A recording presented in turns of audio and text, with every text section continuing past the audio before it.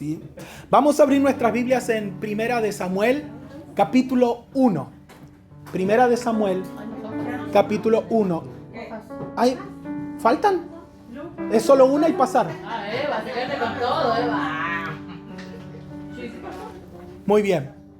Entonces vamos a comenzar con esta primer clase de Primera de Samuel, capítulo 1. Quiero invitarles a buscar en su Biblia este primer capítulo del libro de Primera de Samuel. Y vamos a dar lectura en esta tarde. Capítulo 1, Primera de Samuel, capítulo 1. Y esta serie de estudios bíblicos acerca del libro de Primera de Samuel va a tener 16 encuentros, 16 estudios. Y el lema que vamos a tener durante toda esta serie de estudios bíblicos es Dios mira el corazón. ¿Sí? Dios mira el corazón. Capítulo 1 de Primera de Samuel.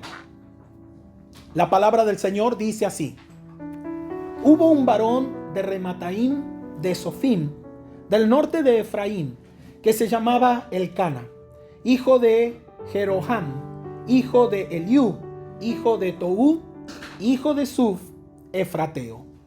Y tenía él dos mujeres. El nombre de una era Ana y el de la otra Penina. Penina tenía hijos, mas Ana no los tenía. Y todos los años aquel varón subía de su ciudad para adorar y para ofrecer sacrificios a Jehová de los ejércitos en Silo, donde estaban dos hijos de Elí, Ofni y Fines, sacerdotes de Jehová. Versículo 4: Y cuando llegaba el día en que Elcana ofrecía sacrificio, daba a Penina su mujer, a todos sus hijos y a todas sus hijas, a cada uno su parte. Pero a Ana daba una parte escogida, porque amaba a Ana, aunque Jehová no le había concedido tener hijos. Y su rival la irritaba, enojándola y entristeciéndola, porque Jehová no le había concedido tener hijos.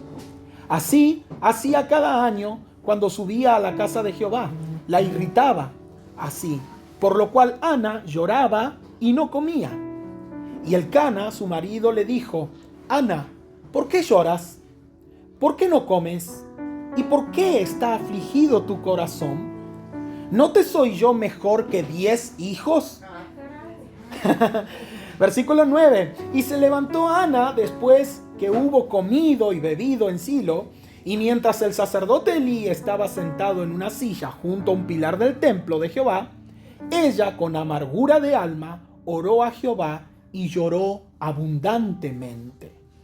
E hizo voto, diciendo: Jehová de los ejércitos, si te dignares mirar a la aflicción de tu sierva y te acordares de mí, y no te olvidares de tu sierva, sino que dieras a tu sierva un hijo varón, yo lo dedicaré a Jehová todos los días de su vida, y no pasará navaja sobre su cabeza.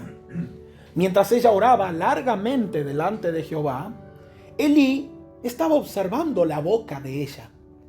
Pero Ana hablaba en su corazón y solamente movía sus labios, y su voz no se oía. Y Elí la tuvo por ebria. Entonces le dijo Elí: ¿Hasta cuándo estarás ebria? Digiere tu vino. Y Ana le respondió diciendo: No, señor mío, yo soy una mujer atribulada de espíritu. No he bebido vino ni sidra, sino que he derramado mi alma delante de Jehová. No tengas a tu sierva por una mujer impía, porque por la magnitud de mis congojas y de mi aflicción he hablado hasta ahora. Versículo 17. Elí respondió y dijo: Ve en paz, y el Dios de Israel te otorgue la petición que le has hecho. Y ella dijo: Halle tu sierva gracia delante de tus ojos. Y se fue la mujer por su camino, y comió, y no estuvo más triste. Versículo 19. Y levantándose de mañana, adoraron delante de Jehová, y volvieron y fueron a su casa en Ramá. Y Elcana se llegó a Ana su mujer, y Jehová se acordó de ella. Aconteció que al cumplirse el tiempo, después de haber concebido Ana, dio a luz un hijo, y le puso por nombre Samuel, diciendo: por cuanto lo pedí a Jehová. Después subió el varón Elcana con toda su familia para ofrecer a Jehová el sacrificio acostumbrado y su voto. Pero Ana no subió, sino que dijo a su marido: yo no subiré hasta que el niño sea destetado, para que lo lleve y sea presentado delante de Jehová y se quede allá para siempre. Y Elcana su marido le respondió: haz lo que bien te parezca, quédate hasta que lo destetes, solamente que cumpla Jehová su palabra. Y se quedó la mujer y crió a su hijo hasta que lo destetó. Después que lo hubo destetado, lo llevó consigo con 3 becerros, una efa de harina y una vasija de vino, y lo trajo a la casa de Jehová en Silo. Y el niño era pequeño. Y matando el becerro, trajeron el niño a Elí. Y ella dijo: oh Señor mío, vive tu alma, Señor mío, yo soy aquella mujer que estuvo aquí junto a ti orando a Jehová. Pero por este niño oraba, y Jehová me lo dio, me dio lo que le pedí. Yo pues lo dedico también a Jehová. Todos los días que viva será de Jehová. Y adoró allí a Jehová. Amén. Es maravilloso este primer capítulo de Primera de Samuel. Y antes de comenzar en detalle a desmenuzar este texto y a mirar parte por parte, tenemos que preguntarnos dónde estamos parados. Primera de Samuel comienza con uno de los momentos espiritualmente más delicados de Israel. La situación de Israel era muy delicada. Acababa de terminar o estaba terminando el periodo de los jueces. Durante un tiempo a Israel lo gobernaron jueces. Por eso tenemos el libro de Jueces y ahí vemos cómo fueron esos días. Y todavía no tenían un rey. Los reyes vinieron a suplantar a los jueces. Pero estaban en un periodo de transición. Se acababa el tiempo de jueces y iba a comenzar el periodo de los reyes, pero todavía no había empezado, no había rey en Israel. Así que Israel está a punto de atravesar esta, vamos a decir, transformación política, de pasar de una forma de gobierno a otra, que lo llevaba a la monarquía. Entonces resulta muy significativo cómo comienza este libro. Este libro no comienza diciendo había una crisis política por aquel entonces en Israel. Tampoco el libro comienza diciendo se levantó un ejército enemigo para luchar contra Israel, como varias veces les pasó. Aquí este libro ni siquiera comienza hablándonos directamente sobre Samuel. Este libro comienza dentro de una casa, de un hogar, que puede ser como el tuyo y el mío. El libro comienza con una mujer que sufre, como puede ser tú, hermana, que estás aquí. El libro comienza, antes de hablarnos de reyes, antes de hablarnos de ejércitos, antes de hablarnos de Goliat. ¿Conoce la historia de David y Goliat? Pues está en Primera de Samuel, ya vamos a llegar allá. Pero antes de hablarnos de todo eso, del poder, de la lucha, de la guerra, de Saúl, de David, Primera de Samuel nos comienza a hablar de lágrimas. Las lágrimas de una mujer que aparentemente era insignificante, no era muy famosa ni nada, pero ese detalle ya nos introduce a una de las grandes verdades que vamos a encontrar en todo este libro de Primera de Samuel. Dios frecuentemente comienza sus grandes obras donde nadie está mirando. Y si se fijan ahí, para completar el primer punto, esta es una frase que les va a ayudar a completar ese primer punto. Dios frecuentemente comienza sus grandes obras donde nadie está mirando. Ahora, Israel está necesitando un profeta. Israel necesita dirección. Israel necesita una nueva etapa. Pero el texto comienza con una mujer que necesita un hijo. ¿Se da cuenta? Aunque la necesidad grande del pueblo no comienza ahí el libro, comienza con una mujer que necesita un hijo. Ella todavía no sabe que su dolor personal está conectado con algo muchísimo más grande que ella. Está conectado con algo mucho más grande. Muy bien, veamos este hogar herido, porque como digo, Samuel comienza con un hogar herido. Del versículo 1 al versículo 8, el relato nos comienza presentando a un hombre llamado Elcana, o como dicen otras versiones, Elcaná, con acento en la A. Este relato comienza presentándonos a este hombre. Dice de que era un varón ya de Ramataim, de Sofim, del monte de Efraín. Y para hacer un poco de geografía y entender dónde estamos parados, esta ciudad de Ramataim está asociada tradicionalmente a una región montañosa de Efraín. Y dice que desde allí la familia viajaba regularmente. ¿A dónde? A Silo, dice la Biblia. Donde en Silo estaba el centro de adoración de Israel. Era un lugar donde se reunían de diferentes partes para adorar al Señor.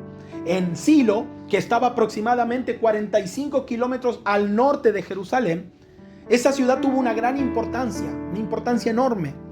Incluso los investigadores arqueológicos encontraron rastros allí de la edad de hierro.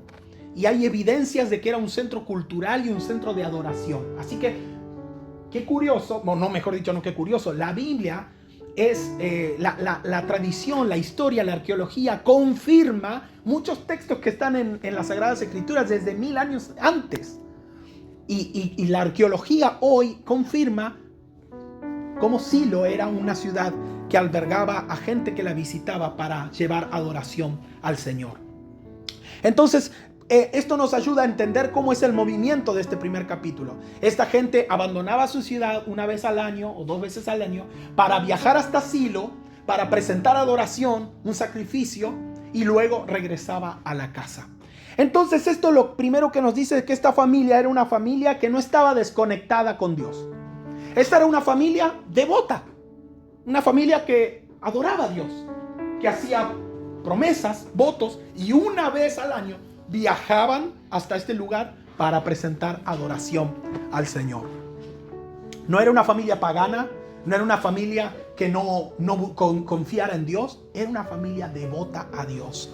Y el versículo 3 lo confirma, dice que todos los años aquel varón, el Cana, subía a la ciudad para adorar y para ofrecer sacrificios. Pero aunque era una familia muy devota, era una familia con heridas. Quizá como nosotros. Venimos los domingos, nos congregamos, buscamos a Dios, venimos los miércoles, oramos, pero tenemos heridas, pero tenemos luchas, pero tenemos dolores. A veces esos dolores están de la puerta para adentro de casa. No queremos que salgan y que nadie se entere, pero a veces vivimos en familias que están heridas. Y estas eran heridas profundas. Pero el texto de 1 de Samuel nos los deja saber de qué se trataba la herida. Bueno, el Cana tenía 2 mujeres. Ya ahí hay un problema. Recuerda que 2 mujeres son 2 suegras. Hay un problema, ¿verdad? 2 mujeres y un camino. 2 mujeres y un camino. Este tenía 2 mujeres viviendo en la casa. Y Penina tenía hijos, pero Ana no, era estéril. Ahora, déjenme recalcar algo ahí que está ahí también para anotar. Es importante que expliquemos algo aquí. Que la Biblia describa la poligamia, es decir, que la Biblia nos describa que había la tradición de tener más de una esposa, no quiere decir que la Biblia lo apruebe. De hecho, la Biblia más de una vez nos muestra narraciones bíblicas de los conflictos que produce tener más de una esposa, la poligamia. Entonces aquí también ocurre, porque el narrador presenta una frase devastadora: Ana no tenía hijos. Y esto fue la razón por la que hubiera pleitos en esta familia.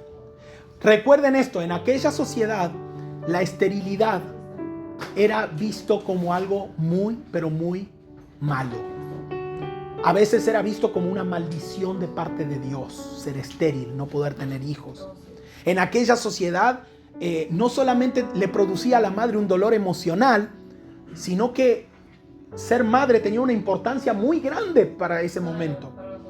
Por eso Ana carga con varias cosas simultáneamente. Ahí ustedes tienen para completar. Esta mujer tenía deseo, pero también tenía frustración. Le podemos sumar la comparación, estar comparándose a la otra que sí tenía hijos. Y le podemos sumar hasta la vergüenza social.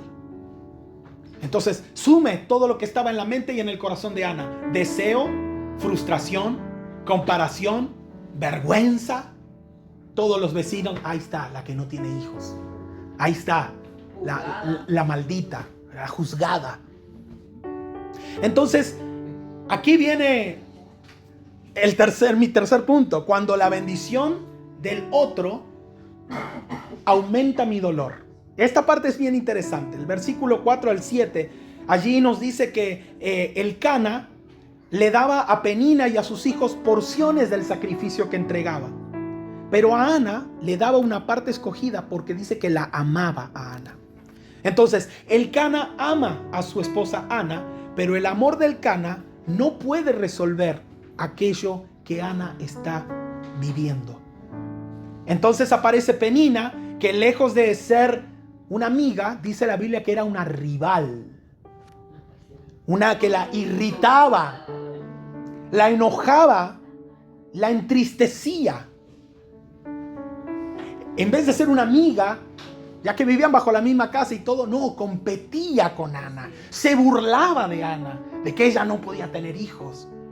El texto hebreo utiliza la palabra rival, por eso es en la traducción española dice era su rival. Esta palabra es Sará, con T al principio. Es una palabra que está relacionada con la adversidad, con la competencia, con la rivalidad. Penina no era simplemente la otra esposa, era la enemiga de Ana, compartiendo el mismo techo, compartiendo el mismo marido, y una teniendo hijos y la otra no. El narrador la presenta así como su rival. Y fíjense este detalle tan interesante. ¿Cuándo es que su rival se burlaba de Ana? ¿En qué momento dice la Biblia que se burlaba? Tenía un hijo. No es lo que dice la Biblia, no es lo que acabamos de leer. ¿Cuándo fue que se burlaba? Cada vez que iba a reunirse con la familia, algo así. Cada vez que iban a dar la ofrenda. Cada vez que viajaban a Silo a presentarle adoración a Dios, esta mujer se le burlaba porque ella Iba sola. ¿a qué va a adorar si ni hijos tiene? Yo sí, y mi marido le repartía, no solo a ella, sino a por los hijos. Dice que le daba parte del sacrificio. Y dice que a Ana le daba algo, pero porque la amaba, no porque le hubiera dado hijos. Entonces, Elcana le daba porque la amaba mucho, dice. Pero la otra recibía más porque sí tenía hijos. Justo en el momento que tenía que ser el momento de adoración, era donde ella era atacada. El lugar donde Ana debía encontrar consuelo se convierte en el lugar de su tortura.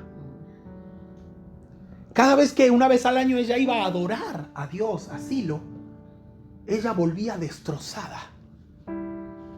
Entonces, ¿por qué? Se iba a ese lugar y mientras otros celebraban, recuerden que se iban de todas partes del mundo a adorar ahí, mientras otros iban a contar las bendiciones, ella no tenía ninguna bendición que contar. Ella veía como los otros celebraban y adoraban a Dios porque en este año me nació un nuevo hijo, porque creció mi ganado, y ella no tenía nada que celebrar. Quizá tenía cosas que celebrar, pero ella lo que quería era un hijo y no lo tenía. Y eso le nublaba seguramente de ver las otras cosas buenas que tenía. Ni para decir tengo un marido que me... Ni para decir. Entonces, mientras otros celebran, mientras otros llevan a sus hijos, incluso a su enemiga llevando a sus hijos ahí a la celebración, la Penina, ella recuerda que no tiene ningún hijo. Mientras otros comen, ella llora. Y eso sigue ocurriendo hoy, hermanos.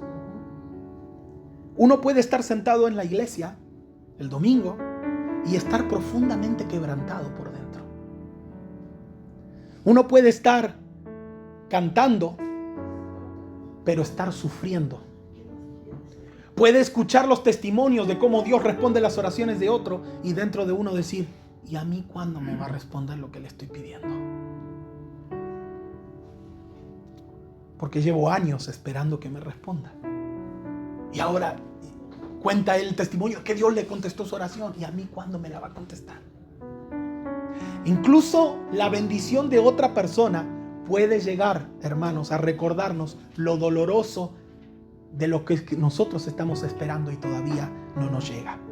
Entonces, primera enseñanza en esta tarde, y tiene ahí para completar. La fe no significa ausencia de dolor.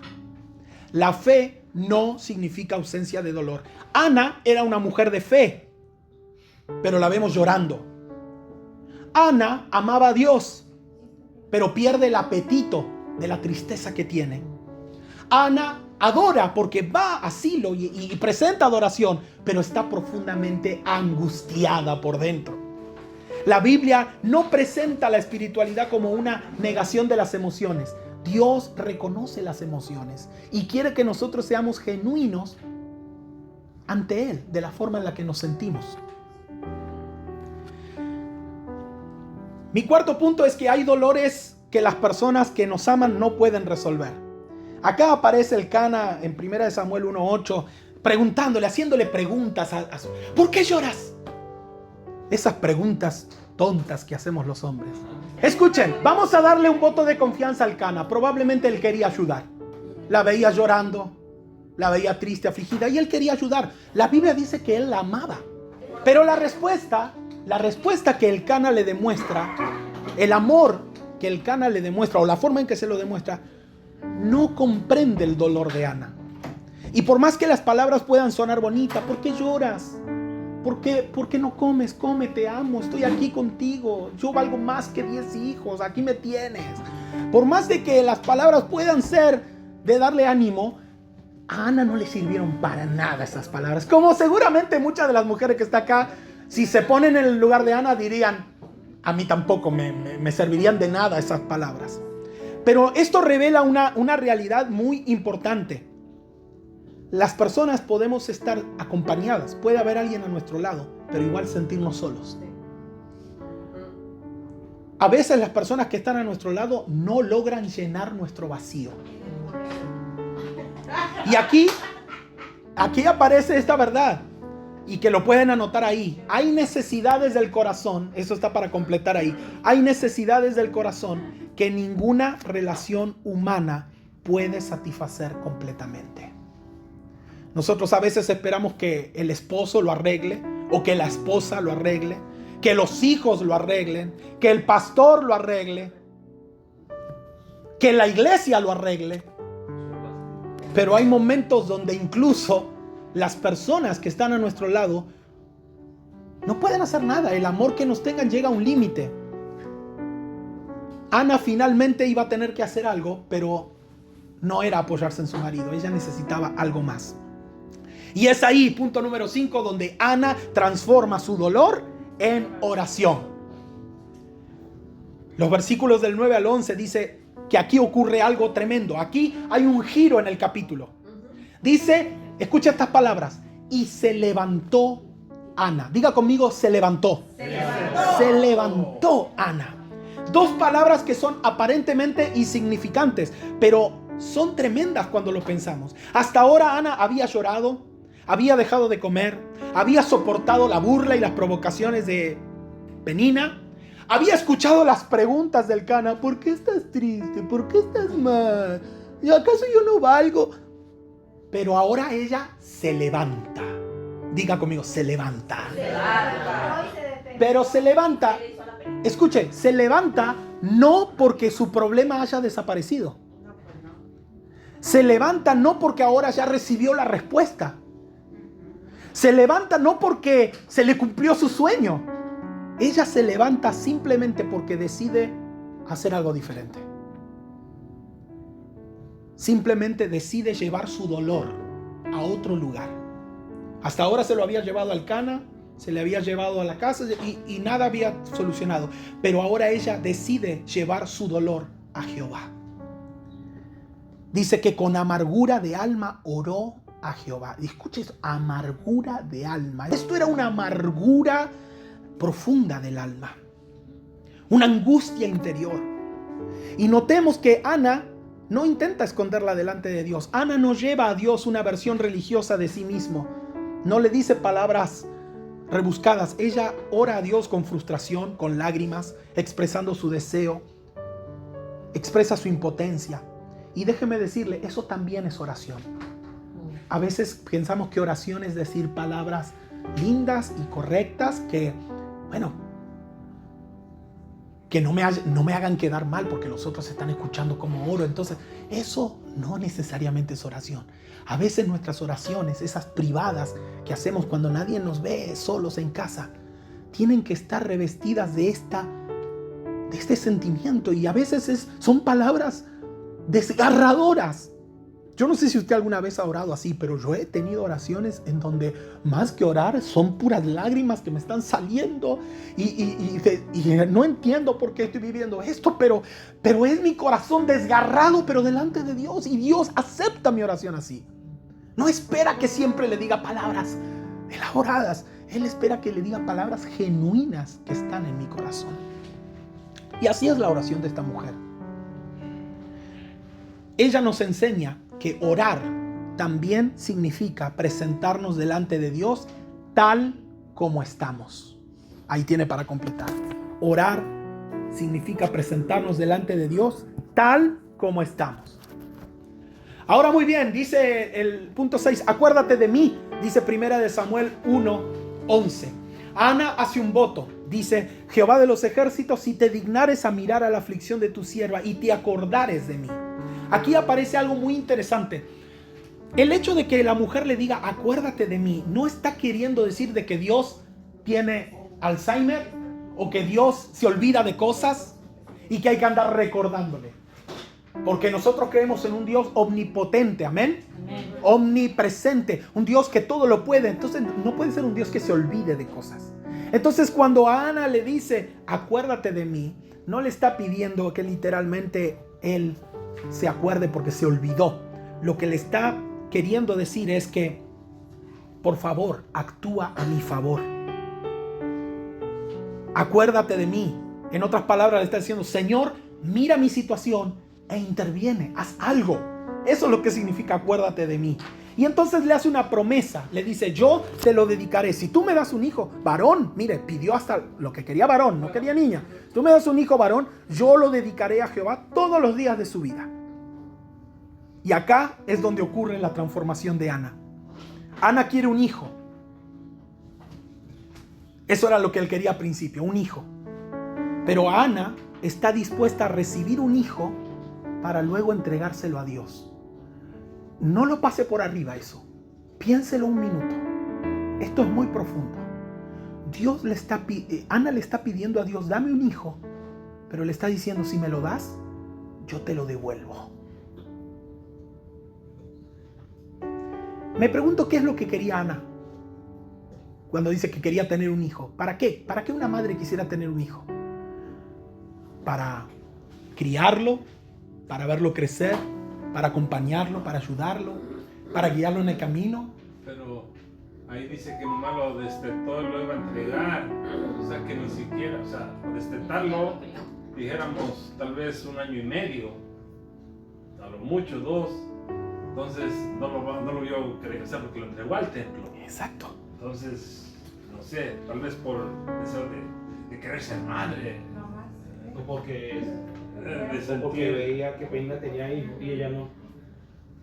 También puede ser. La razón por la cual ella quería ser madre no la sabemos. Pero lo que sí sabemos es que en primera instancia ella no debe haber pensado: quiero tener un hijo para dárselo prontito a Dios. No, una madre quiere tener un hijo para disfrutarlo, para verlo crecer, para guiarlo en la vida, para verlo convertido en un hombre, para que un día le den nietos, para que... O sea, ¿me entiende? Para que una madre o un padre quisieran tener un hijo. Sin embargo, algo cambia en la mente y en el corazón de Ana cuando ella ora y hace esta promesa. Le dice: Señor, si me lo das, yo te lo voy a entregar y va a ser tuyo. Entonces ahora los deseos de Ana pasan a un segundo lugar y le dice: va a ser tuyo, Señor.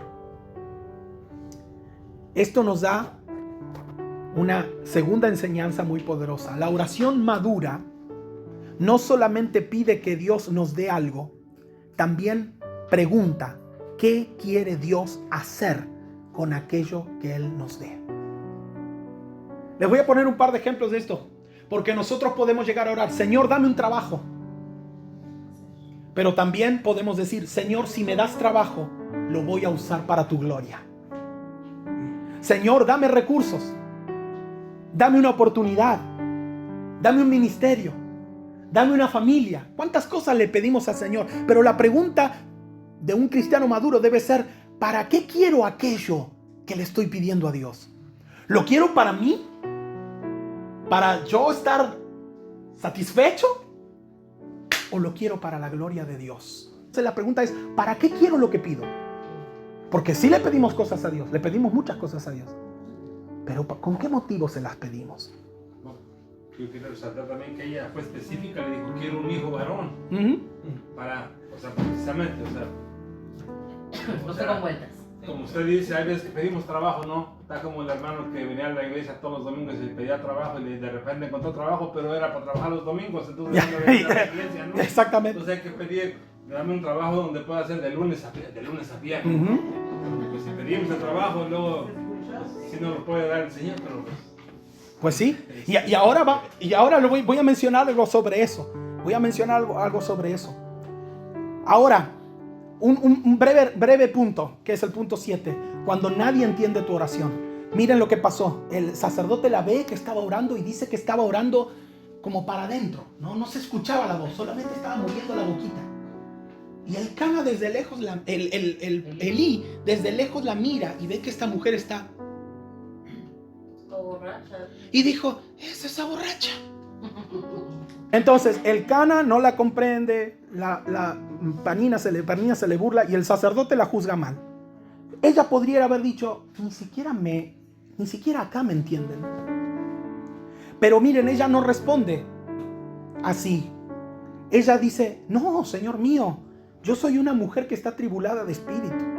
Y entonces dice una frase impresionante, pero lo que estoy haciendo es derramar mi alma delante de Jehová. Y esa es probablemente la mejor definición de oración que Ana nos puede dar. Orar es derramar el alma delante de Dios. No impresionar, no actuar, no ocultar, derramar. Y entonces Elí, sin saber lo que la mujer pidió, porque mire que ella no se lo dice, sin saber qué pidió, le dice, ve en paz, el Dios de Israel te otorgue la petición que le has hecho. Y dice que ella se fue en paz. Dice que comió y que no estuvo más triste. Ahora yo les pregunto esto, ¿qué fue lo que cambió en Ana hasta ese momento? ¿Ya estaba embarazada? ¿Ya tenía un hijo caminando al lado de ella? No. Ella fue estéril a ese lugar y salió de ese lugar estéril todavía, sin hijos. ¿Qué fue lo que cambió? La circunstancia no cambió, ella seguía igual. El pacto que hizo con Lo que cambió es ella. El pacto que hizo con Dios. Ella cambió. Antes de recibir la respuesta que Dios le quería dar, ella ya experimentó la paz. Yo siento que él le entregó sus cargas a Dios. Exactamente. Hermano, hermana, no esperes que Dios cambie tu situación para volver a tener paz. Busca la paz, aunque todavía...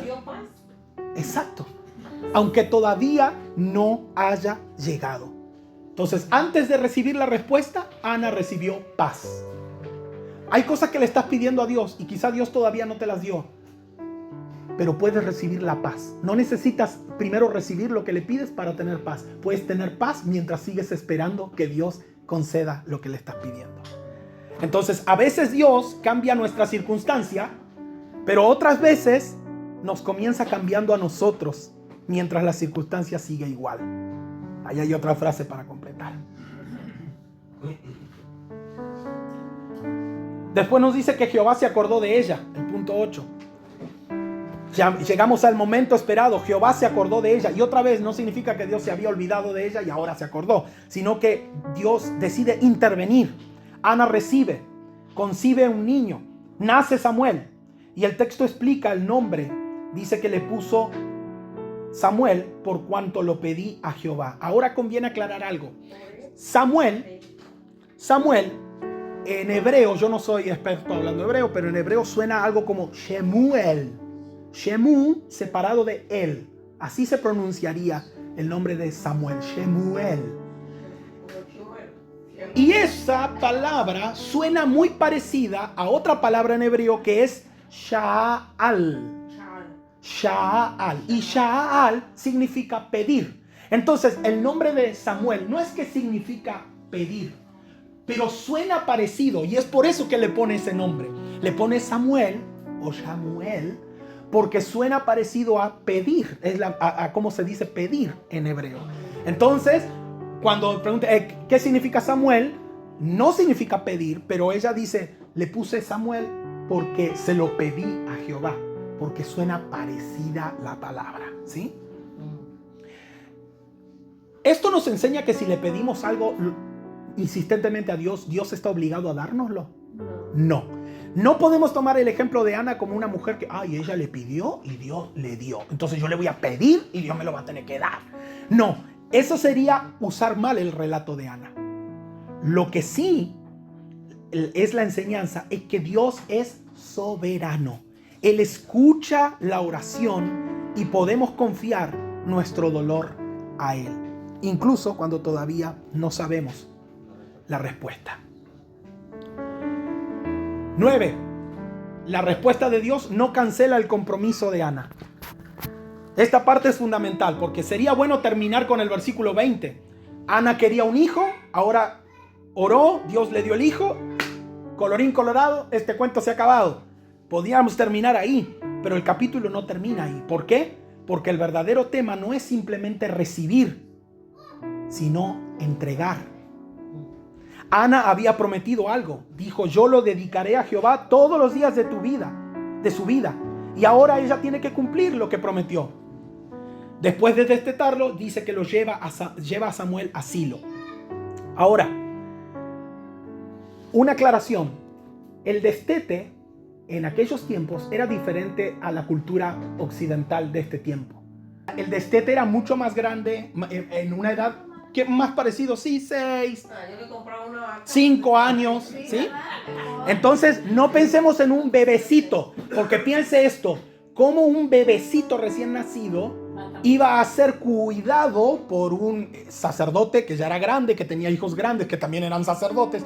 Entonces, no podría haber sido un bebé muy pequeño. Así que, probablemente Ana disfrutó de su hijo los primeros 4, 5, 6 años. De todas formas, ¿usted entregaría a su niño de 6 años? ¿Lo traería al cuerpo y diría, mayor, aquí lo dejo para que trabaje aquí en la iglesia, que sea sargento primero del cuerpo, que se críelo aquí, que coma aquí? Yo lo vengo a ver una vez al año cuando vengo a traer mi ofrenda. ¿Usted dejaría a su hijo o a su hija?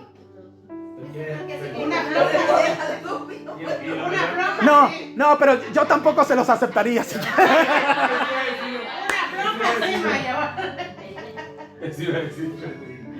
Pero ahora escuche esto, y con esto vamos terminando. Esto es impresionante.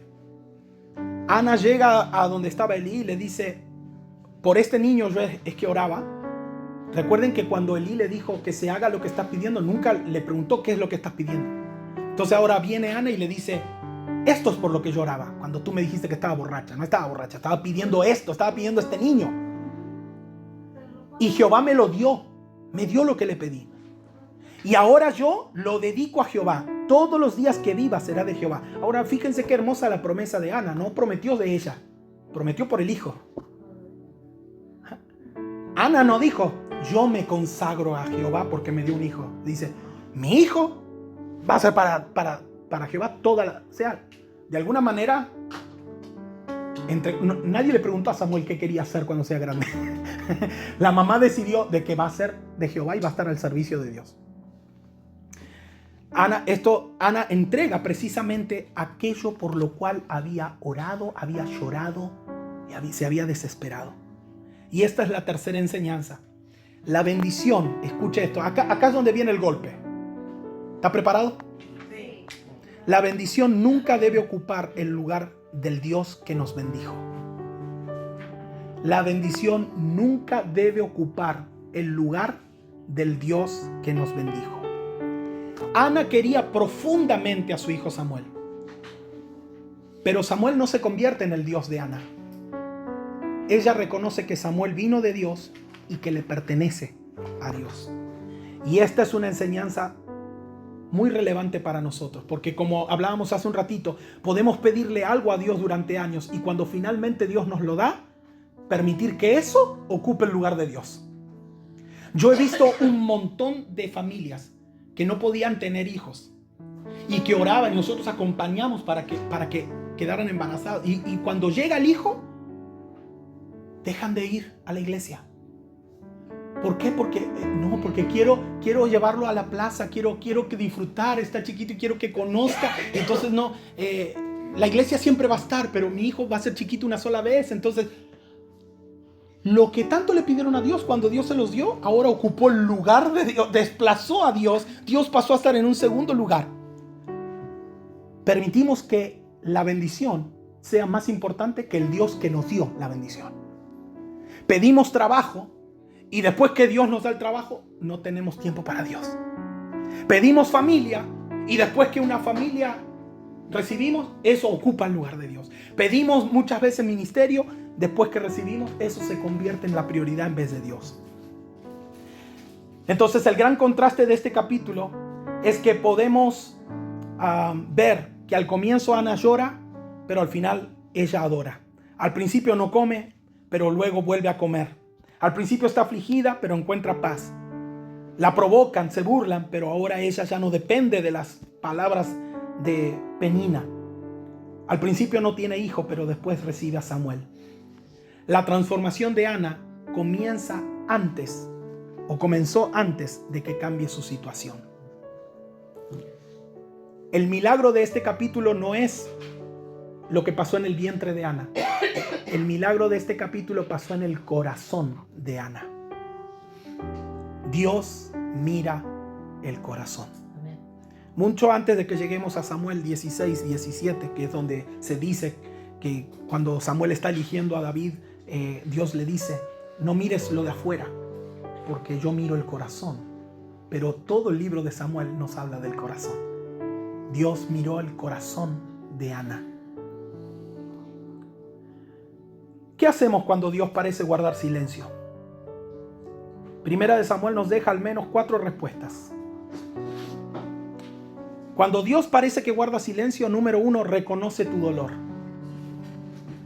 Ana no fingió que todo estaba bien. La fe bíblica no exige negar la tristeza. Segundo, cuando parece que Dios guarda silencio, lleva tu dolor a Dios. Tercero, aprende a confiar antes de recibir respuestas. Qué fácil confiar cuando ya recibes lo que tienes. El momento espiritual decisivo de Ana no ocurre en el versículo 20 cuando recibe a Samuel. Ocurre en el 18 cuando baja y vuelve a su casa feliz, comiendo y alegre, aunque todavía no estaba embarazada, pero ya había cambiado algo en el corazón. Y cuarto, mantén tus manos abiertas. Y acá quiero invitarles a mirarme por un segundo. Mantén tus manos abiertas. Pónganlas así. Pueden apoyarlas para que no se les canse.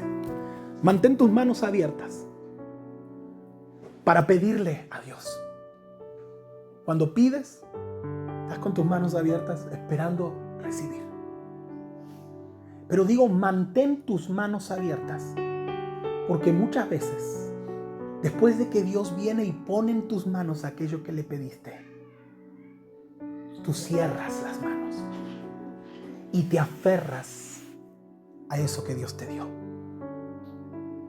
Mantén tus manos abiertas para que Dios te dé, pero también para estar dispuesto a que Dios tome lo que te dio.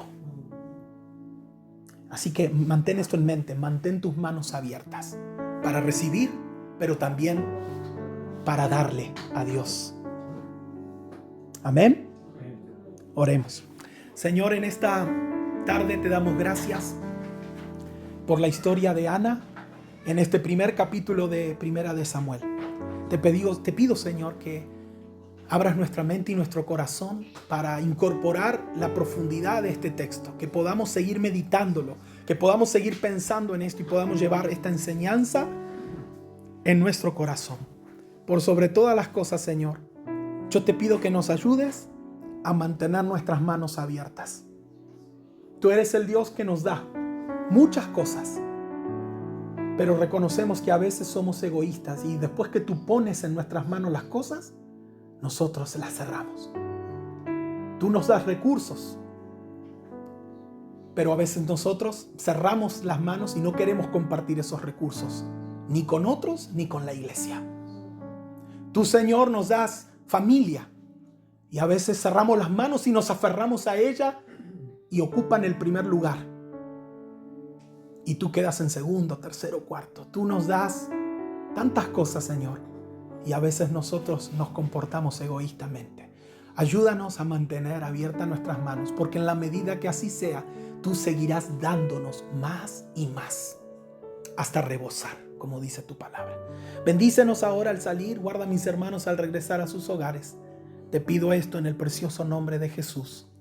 Amén y amén. Que el Señor les bendiga.